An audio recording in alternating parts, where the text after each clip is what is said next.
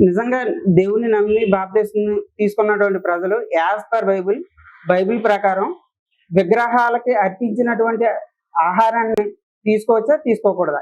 ఒకవేళ తీసుకోవచ్చు అంటే కనుక అది యెజబెల్ బోధ, అది అబద్ధం అని 95% పాస్టర్స్ అయితే కనుక నేను చెప్పినట్టుగా చెప్తున్నారు. అది యెజబెల్ బోధ, దేవునికి అర్పించినటువంటి విగ్రహానికి అర్పించినటువంటి ఆహారాన్ని ప్రసాదాన్ని కానీ స్వీకరించకూడదని చెప్తున్నారు. దీనిపైన మీ ఒపీనియన్ ఏంటి? నేను ఎవరి మాట నమ్మను, ఎవరి మాట విన్నను.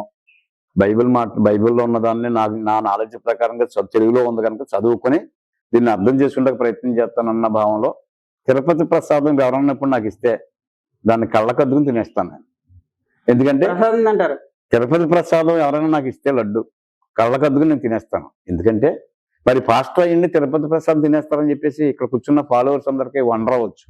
అయితే నేను ఆరాధిస్తున్న భగవంతుని గ్రంథంలో విగ్రహాలకు సంబంధించిన వాటి గురించి అని చెప్పేసి ఒక ఆర్టికల్ ఉండి దాని వలన ఏమీ దోషం లేదు, దాని వలన ఏమీ ఇబ్బంది లేదు అని. విగ్రహంలో ఏమీ లేనప్పుడు దాంట్లో పవర్ ఏముంటుంది? అంచేత విగ్రహాలు అర్పించింది మనస్సాక్షి కల్మషం లేకపోతే తినొచ్చనుంది. తినకపోవటం తినటం అనేది వారి అభిష్టం అంతే. వారి మనస్సాక్షి బలహీనతను బట్టి, వారికి ఉన్న భక్తి బలహీనతను బట్టి తప్ప దాంట్లో వాదోపవాదాలు కాకుండా తినొద్దని రాయలేదు. విగ్రహాలు అర్పించింది తినొద్దని బైబిల్లో లేదు. తినొచ్చు, తినడానికి అనుకూలంగా ఉంది. ఎందుకంటే విగ్రహాల్లో ఏమీ లేదని చెప్పి సత్యం నాకు తెలుసు కనుక ఆ విగ్రహం దగ్గర పెట్టింది, విగ్రహంలో ఏమీ లేనప్పుడు విగ్రహంలో పెట్టి అక్కడ పెట్టింది ఏమవుద్ది? చక్కగా తింటాను నేను. రుచికరమైన పదార్థాన్ని విలువతో చేసిన వస్తుంది. ఆ పదార్థాలని భగవంతుడు సృష్టించినవే, ఎవడో విగ్రహాలు సృష్టించినవి కాదు.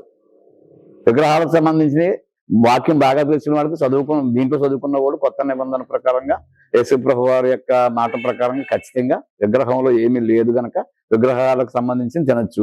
అయితే ఈ పాస్టర్ గారు తింటున్నప్పుడు నేనేంటని చెప్పేసి కొంతమంది చాలా వీక్ అయిపోయి కొంచెం ఇబ్బంది పడతారనే ఉద్దేశంతో బాగా చదువుకున్న వాక్యం తెలిసిన ప్రజలు ఏంటంటే నాకు అంత నాలెడ్జ్ మా ప్రజలకు లేదు కనుక అని చెప్పేసి వీళ్ళు తింటం మానేస్తారు తప్ప యాక్చువల్గా విగ్రహంలో ఏమీ లేనప్పుడు, విగ్రహంలో శక్తి లేదని బైబిల్లో రాసినప్పుడు ఖచ్చితంగా విగ్రహాలు సమర్పించింది ఖచ్చితంగా తినొచ్చు.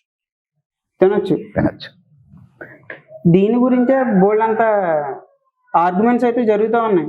జస్ట్ మీరు ఏదన్నారో ఒక పర్సన్ కూడా అదే అన్నారు, దాని మీద పెద్ద కాంట్రవర్సీ జరుగుతుంది. రేపో మాపో ఇంటర్వ్యూ కూడా అవ్వబోతుంది. నేను చెబుతున్నాగా సార్, మొత్తం క్రిస్టియానిటీ అనేటప్పటికీ బిజినెస్ స్టార్ట్ అయిపోయింది, పాపులేషన్ అయిపోయింది అనే ఉద్దేశంతో జరుగుతుంది తప్ప ఎక్కడ దీంట్లో ఉన్న ట్రూ ఎవరికీ అవసరం లేదు. ఎవరో ఈ మధ్య నేను కూడా వింటున్నాను, ఎవరో చక్కగా భార్యాభర్తలు చక్కగా పువ్వులు పెట్టుకుని మంచి దుస్తులు పెట్టుకుని వచ్చారు. నువ్వు పువ్వులు పెట్టుకొచ్చావేంటి, అలాంటి దుస్తులు వేసుకొచ్చావండి వారు ఎవరో కామెంట్ చేశారంటే వారిని అగ్గురించి బాధపడ్డారు. అమ్మ తెలిసి తెలియక చాలా మందిని ఇబ్బంది పెడుతున్నారు. అసలు ఇబ్బంది పెడుతూనే పాపం అని బైబిల్లో ఉన్న సంగతి అయితే నిన్ను అలా మాట్లాడరమ్మా.